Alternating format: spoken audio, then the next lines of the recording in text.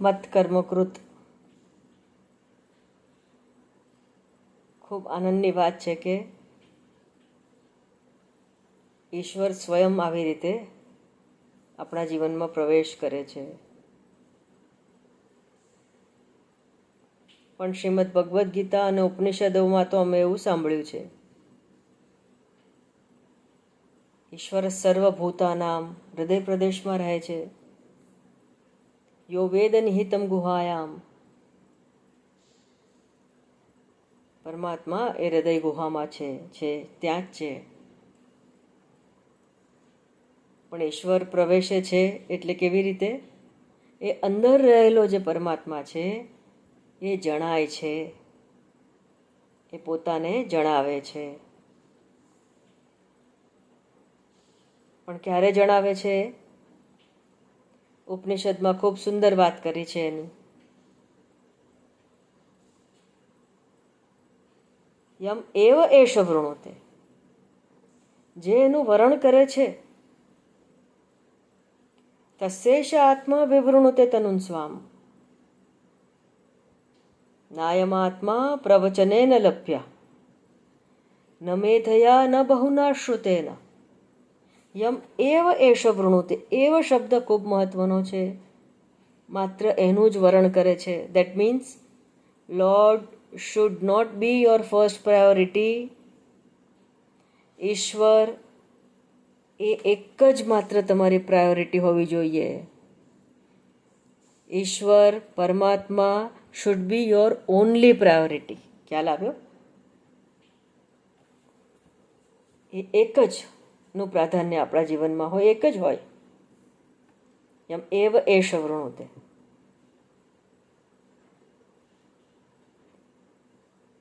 એમનું વરણ કરશો,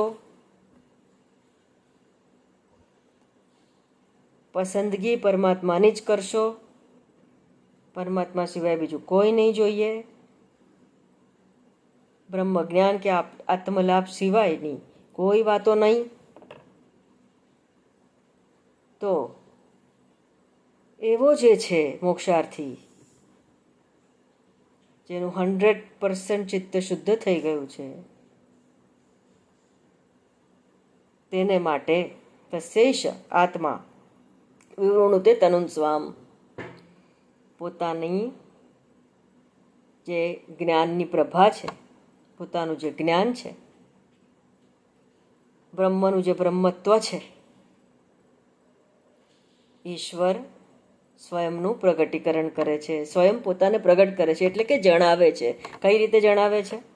આત્મા જ્યારે પણ જણાશે ને, અસ્થિ પ્રત્યયથી, અસ્મિ પ્રત્યયથી જ જણાશે. બીજી કોઈ રીતે જણાવી શકાય એવો નથી. અસ્થિ ઇતિ એવ ઉપલબ્ધવ્ય, અસ્મિ અસ્થિ પ્રત્યયથી જ માત્ર જણાશે. પણ એ ક્યારે જણાય? જ્યારે એનું જ વરણ કરો. અને એનું જ વરણ આપણે ક્યારે કરી શકીએ? જ્યારે મત કર્મકૃત. શ્રીમદ ભગવદ્ ગીતા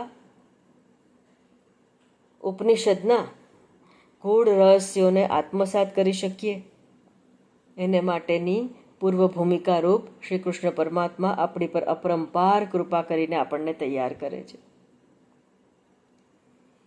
આ રીતે ઈશ્વર પ્રીત્યર્થે જ, ઈશ્વર માટે જ કર્મ કરતા થાઓ.